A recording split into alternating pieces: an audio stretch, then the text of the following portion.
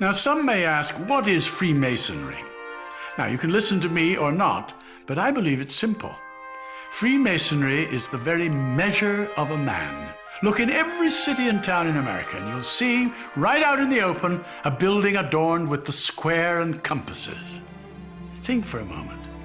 Freemasonry uses the oldest tools of antiquity, those tools of measurement used by the stonemasons, like the square and the compasses, to demonstrate and pass on the great truths and wisdom of the ages. We use tools of measurement because Freemasonry believes a man's greatness can be measured, not by his wealth or fame, but by his deeds, his character, his truth, his tolerance, his charity, his trust, his friendship, his love for his fellow creatures. It's been said that human happiness comes from the smallest of improvements. So he that can effect positive change, even by a simple kindness, adds wealth to the common stock of humanity. Freemasonry therefore believes greatness can be seen in a man's positive effect in the world, and that to do good is the best way to glorify God.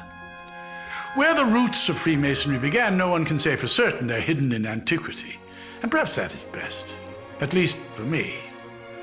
I became a Freemason in the Age of Enlightenment, a time much like you now live, a time of great light, where science had changed the way we live. I only wish that the moral sciences could do the same, because it seems to me that the great religions of the world all provide a moral compass to their faithful. And while each man must wrestle in private with his personal relationship with God, Freemasonry offers an ecumenical brotherhood, a fraternity composed of men of all religions, founded on the practice of the great moral and social virtues. And that's why you see on our symbol the letter G.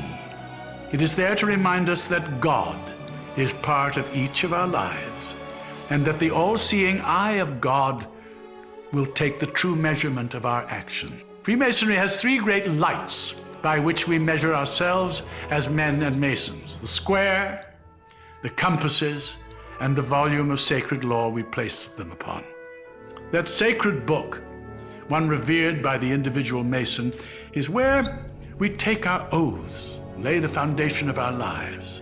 The square, providing direction, helps us to square our actions by the square of virtue, because virtue is the stone used to build the man and his temple. Virtue is the cement that binds our relationships, and it is by our virtues that we are measured. The compasses are the tools of our conscience. We learn by the compasses to circumscribe our desires and keep our passions within due bounds with all mankind. The compasses create a circle, the precise circumference required to keep tradition and revelation, principle and creativity in balance. Now, as to the great secret of Freemasonry, it is actually found in the unconscious of each person. It is discovered by each individual for himself, Mason or not, as he comes to know himself and finds the road that takes him to his city. Because the real secret of Freemasonry is finding out who you are. The Mason's square doth clear the air of folly and deception. The rule is straight, the angle clear, for greatness has direction.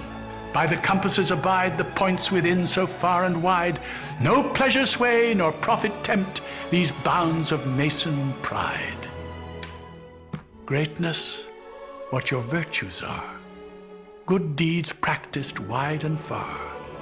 And that secret of Masonic love is learning who you really are.